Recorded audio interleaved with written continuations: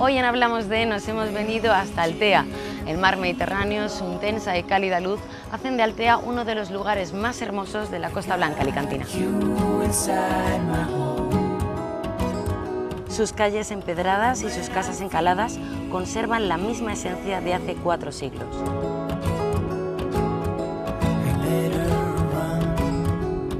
Observar el Mediterráneo desde lo alto del pueblo antiguo nos puede ayudar a comprender un poco mejor cómo el mar condicionó la historia del municipio.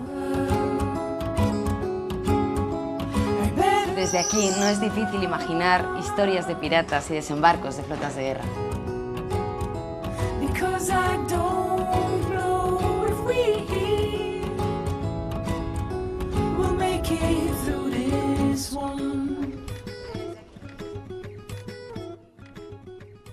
Hola, Juandi. Laura, ¿qué tal? ¿Qué tal?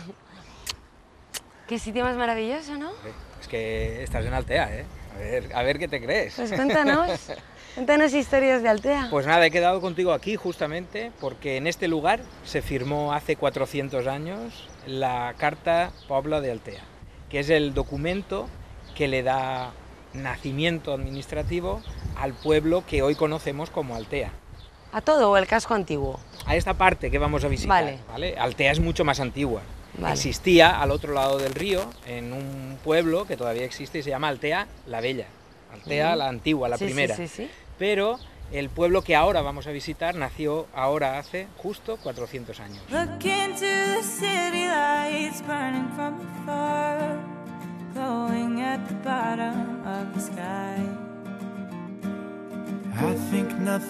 Pues como te contaba, la iglesia tiene menos tiempo que el pueblo, porque la iglesia original se construyó a la vez que el pueblo, es decir, hace 400 años.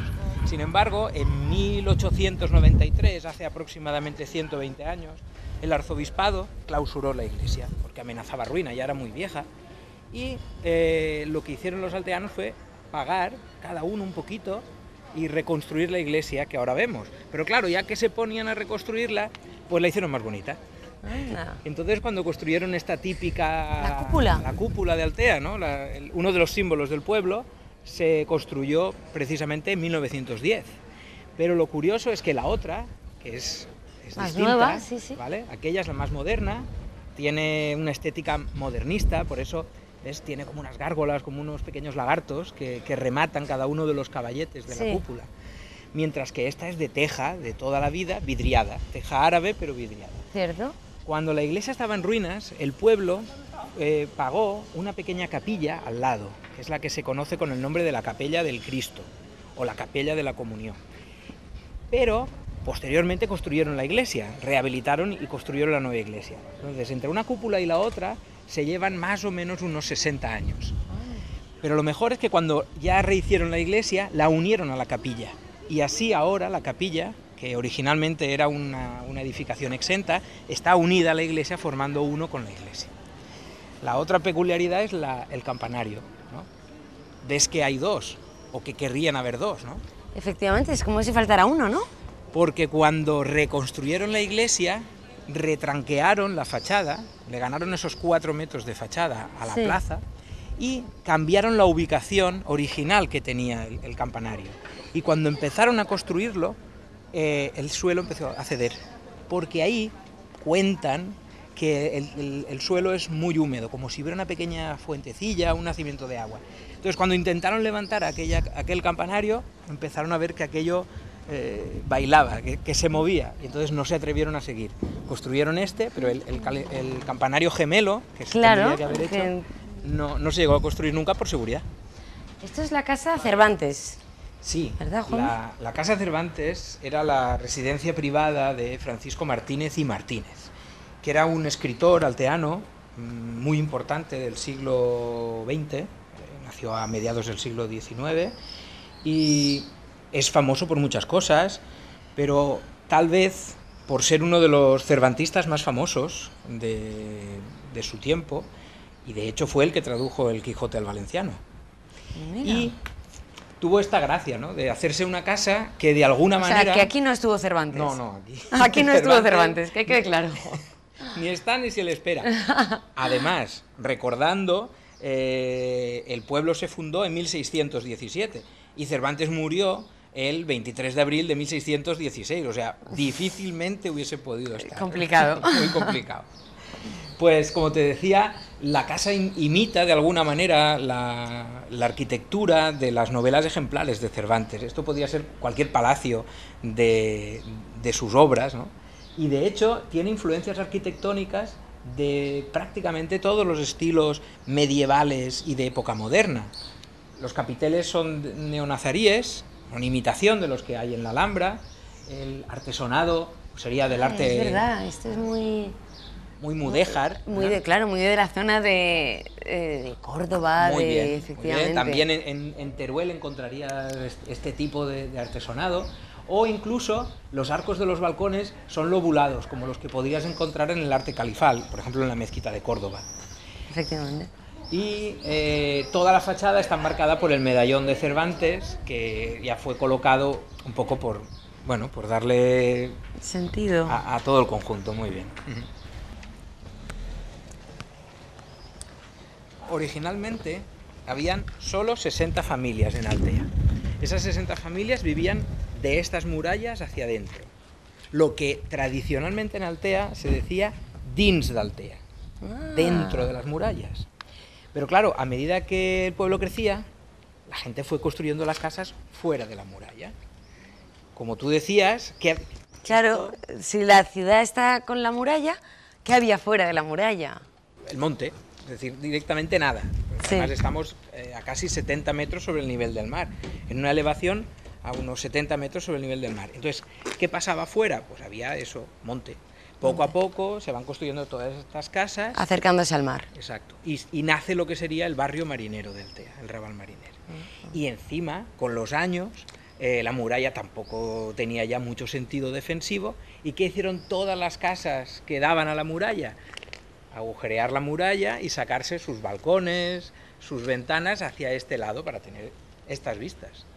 Y allí, en aquel rincón, todavía podemos ver cómo es una muralla, cómo era la muralla original, es decir, recta y cuando llega a la base es ataludada, precisamente como la mayoría de murallas que conocemos. Además, las casas aprovecharon el paso de guardia, por donde se hacía antiguamente la ronda, que suele ser ese balcón, que se ve en algunos sitios, una especie de balcón corrido, que era la coronación de la muralla y por donde antiguamente la guardia hacía la ronda. Mira, esto es la última puerta que se abrió en la muralla. Se abrió aproximadamente a mediados del siglo XVIII, hace unos 250 años. Por eso siempre se la conoció con el nombre del Portal Nou, el último portal, el nuevo portal. Pero también se conocía con el nombre del Portal de la Mar. Fíjate en este empedrado, que hace como si fuera una especie de tapiz de piedras negras y blancas. Sí. No es tan antiguo como el pueblo, pero tiene su gracia, porque hasta el siglo XX todas las calles todavía eran de tierra, no estaban pavimentadas. Y en los años 70 se construyó todo este tapiz en la calle Mayor. Y nada, ya hemos llegado a la puerta más antigua de toda la que nos habías comentado al principio. Muy bien. Que es la única que... La original, la única que queda original. La única puerta original de la muralla que queda en pie, que es esta, es el Portal Vell, que se construyó a la vez que toda la muralla, pues eso, a principios del siglo XVII. Estaríamos delante de uno de esos elementos que hace 400 años que...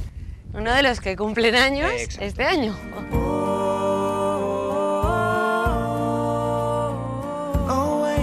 Además de historia y belleza, comer es otro de los grandes placeres que tiene Altea. Resulta maravilloso sentarse en la terraza del restaurante Octopussy con vistas a la bahía para disfrutar de la comida tradicional con productos de la zona. El restaurante Los Artistas es otro de los clásicos del casco antiguo, famoso por el talento del chef suizo Roland Brogry. Si lo que queremos es disfrutar de una fusión noruego-española, les recomendamos Casa Vital, que además de restaurante organiza conciertos y exposiciones.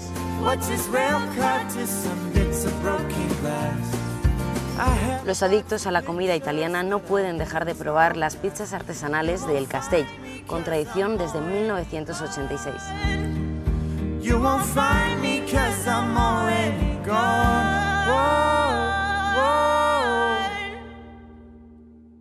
I know I told you it was time to move along, and I tried forgetting, but regretting holding on so strong. So I'm still telling myself to let go of the past. Altea también es conocida como la Villa de los Artistas, ya que un gran número de artistas y artesanos trabajan y residen aquí. Y nosotros estamos con el mejor, con Pepe Díaz Azorín. ¿Qué tal, Pepe? Muy bien, estamos encantados de vivir en Altea. Ya vivimos 39 años. 39 años aquí. 39 años aquí, estamos Toda encantados. una vida. Toda una vida. Pero en fin... ¿Por qué está tan vinculado el mundo del arte con Altea? Bueno, no tan vinculado como dice la gente, pero en fin, realmente aquí ha habido esto y hay muchos artistas, pero vamos, no.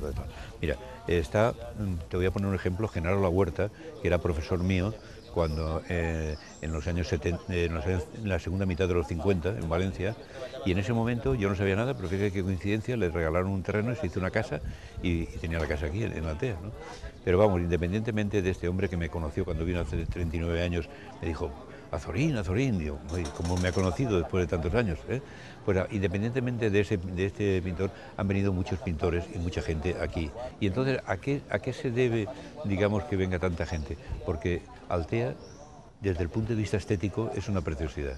Primero, la situación, está cerca del mar. Segundo, que es una altura en donde tenemos muchas vistas. Y tercero, que las casas blancas y son muy bonitas, aunque naturalmente Altea se creó en tiempo de los árabes, porque la parte, digamos, antigua de Altea era Altea la Vieja, donde han encontrado restos ibéricos. Pero aquí no, aquí lo montaron los árabes, y cuando en el año 1300 aproximadamente, los árabes de tanta lata que vinieron aquí, vaciaron Altea completamente y lo mandaron todos los árabes a la montaña, pues resulta que pusieron aquí cañones y tal, y estaban llenos de soldados. Bueno, entonces, hasta que Felipe II, en 1500, se cansó de esto, vino aquí y puso una muralla, que todavía quedan 2 puertas de la muralla, y la gente volvió aquí. ¿Qué ocurre? Que levantaron las casas, que se habían caído en tanto tiempo, en tantos siglos, 3 siglos, pero resulta que las calles son las mismas, árabes. Y al lado de mi casa, por ejemplo, hicieron obras hace unos años, de una señora que murió, le hicieron obras, y cuando estaban los albañiles cavando por bajo, había trozos de cerámica, y digo, ¿y esto? Dice, coge lo que quieras, Pepe, que aquí no nos hace falta. No, cogí muchos, las tengo en el estudio 2, el estudio de enfrente, y son cerámicas antiguas, cerámicas árabes y cerámicas de la época, claro, trocitos de cerámica. ¿Y se tiraban? Es decir, están rotos, son trozos rotos, no son trozos enteros, no son enteras. Bueno, pues Altea es desde el punto de vista estético, desde el punto de vista de la vida tranquila, es una maravilla, estamos muy contentos. Y por eso, como te he dicho, me vine yo desde Alicante con el doble de puntos que para ir a Madrid, Barcelona, Valencia, me vine a Altea. Pero no solamente yo, hay muchas personas que han elegido Altea y han venido, si no para quedarse, han venido con frecuencia para estar aquí, vivir y sentirse pues en un entorno muy agradable.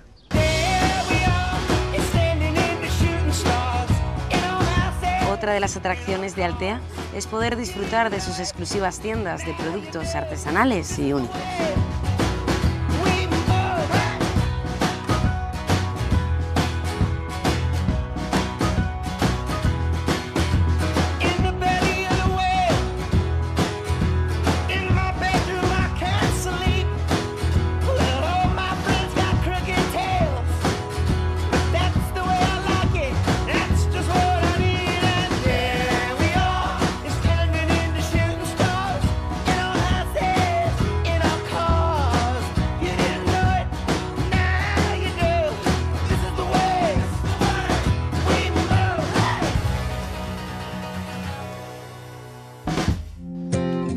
Ahora les vamos a mostrar otra de las curiosidades que tiene Altea.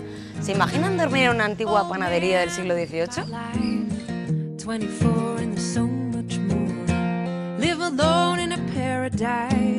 Les estoy hablando del Hotel Ábaco, un hotel con encanto situado en el centro de Altea. Sus 10 habitaciones temáticas ofrecen un ambiente acogedor y cálido.